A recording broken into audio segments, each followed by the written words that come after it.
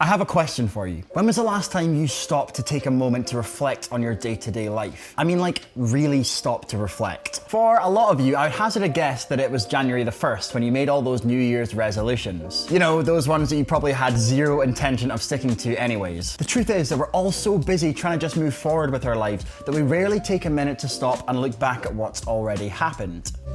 Hi guys, if you're new here, my name's Cameron. I'm a magician, a creator, and a speaker who focuses on self-development, improvement, mental clarity, and basically just getting the most out of every single day. If that sounds like your thing, then do consider hitting that big red subscribe button so that you don't miss out on any of my future videos. I also just want to say a huge thanks to Reflectly for sponsoring this video, but more on that a little bit later.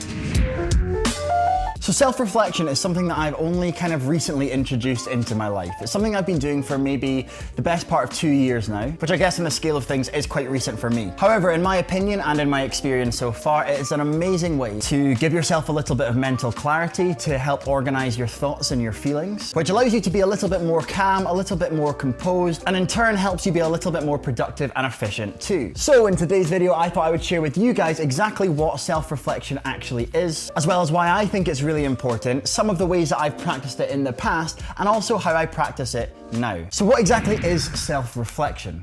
For me anyway, self-reflection is the act of deliberately and intentionally paying attention to your thoughts, your emotions, your decisions, and your behaviors. It's all about being aware of ourselves and what's happening inside of our heads so that we can make better and more informed decisions, because we can analyze what we've done, what we've felt in the past, and learn from it. I think these days, and to be honest with you, even on my channel, we focus so much as human beings on getting ahead and moving forwards that we quite often skip this part completely. We don't take the time to notice what's actually happening within us. And also in my experience, practicing self-reflection does take discipline and it does take intentionality. It requires you to kind of press pause on the chaos of your everyday and actually actively taking some time to stop and think about how you're going about things. And not only that, but it requires you to do it openly and honestly with yourself, something which lots of people, myself included, find very difficult. So why is self-reflection so important? I guess in my opinion, self-reflection for me has been so important because without doing a bit of self-reflection, you end up kind of going through life without really thinking about why you're doing what you're doing. You just end up kind of doing it. I find myself doing this all the time, where I just sort of end up moving from one thing to the next, almost robotically, without stopping to think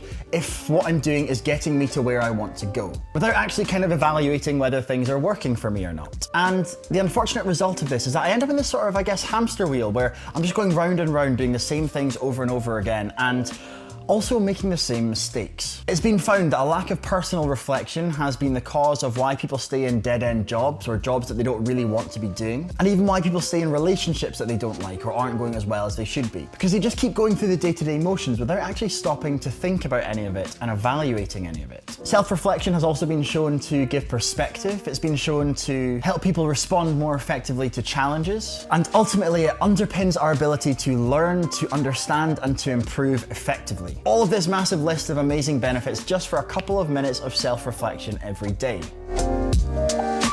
Now, there are many ways to practice self-reflection. Back in April this year, I posted a video about my thinking and my reasonings for bullet journaling, which is a method of personal organization that uses creativity and design to organize scheduling, reminders, to-do lists, habit tracking, and loads of other organizational tasks into one single notebook in a way that works best for the person doing it. And you know what? Up until about 3 weeks after that video went live, I absolutely loved my bullet journal. I'd spent the best part of 2 years developing the system that I used to work really effectively for me.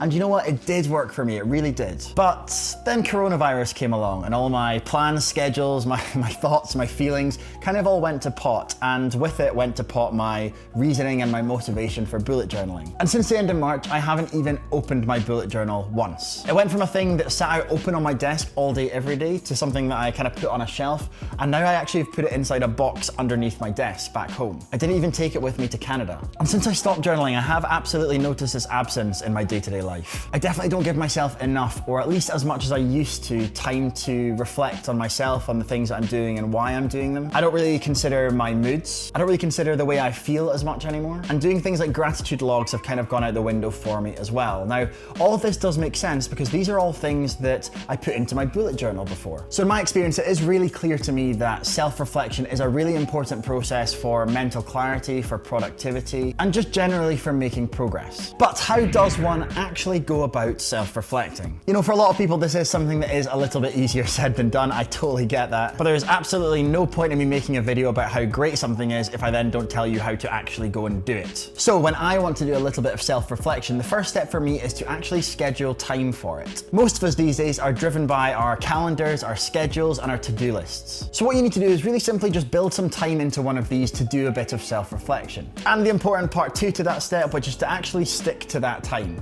I guess at least then if you find yourself trying to like skip or avoid it, you can at very least reflect on that. So once you've set some time aside for reflection, you then need to decide on a kind of process, a way of doing it that works best for you. Now, as I've said before, there is loads and loads of ways you can do this. I know loads of people that like doing it by writing in a journal or doing bullet journaling. However, if that kind of thing sounds like your worst nightmare, but the idea of just talking to a friend, family member, or maybe even work colleague sounds better to you, then do that. As long as you actually do end up doing the reflection with your friend, family member, or whoever, and you don't just end up gossiping about the latest episode of like Love Island. Is Love Island even still a thing? I don't know. I hope not.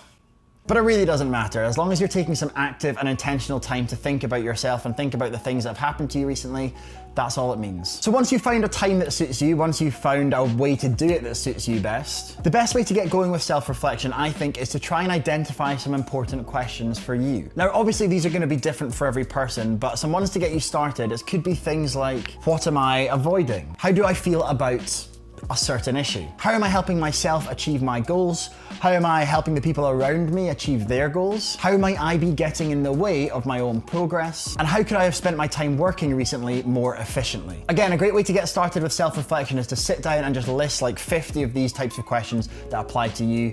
You'll find that just by getting into the flow of it, you tend to be a bit more honest with yourself than you would maybe otherwise guess that you would be. And finally, if being honest and open with yourself while you're self-reflecting has been something you've struggled with in the past, then my biggest tip to you would be just to start out small. If spending 20 or 30 minutes doing self-reflection every single day seems a little bit too much to you, then don't do that. Just start doing 5 minutes or even just 2 minutes a day. When it comes to things like this, in my opinion, done is always better than perfect, and making a little bit of progress is all that really matters. So just set yourself up to make progress, even if it feels small at first. Now, although on paper and the way I've just described it might make it seem pretty easy at first, you'll probably find that the first time you sit down to do this, you'll actually find it a little bit more difficult than you first thought. It can be pretty scary or daunting at first, and in my experience and having talked to over 10,000 people about things like this over the past few years, I found that the most common reason that people give for not taking some time to do some self-reflection is that they don't know how to, or at least they don't know how to put it all into practice in real life. So this is where Reflectly comes in. Reflectly have kindly sponsored this video, and over the past few weeks, Reflectly has kind of become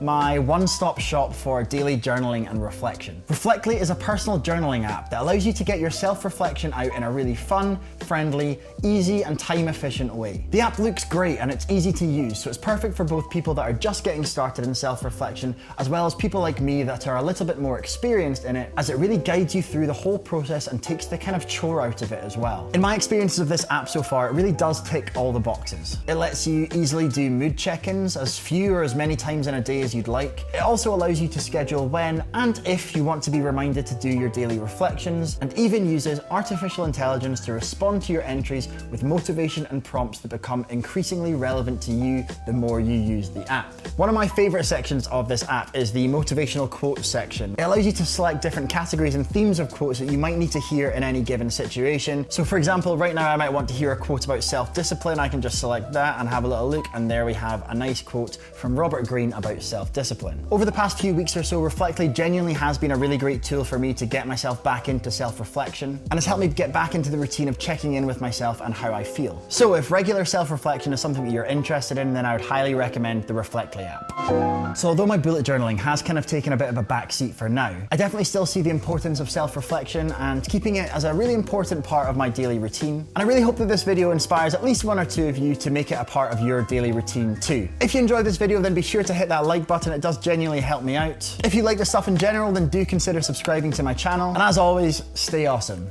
I'll see you in the next one.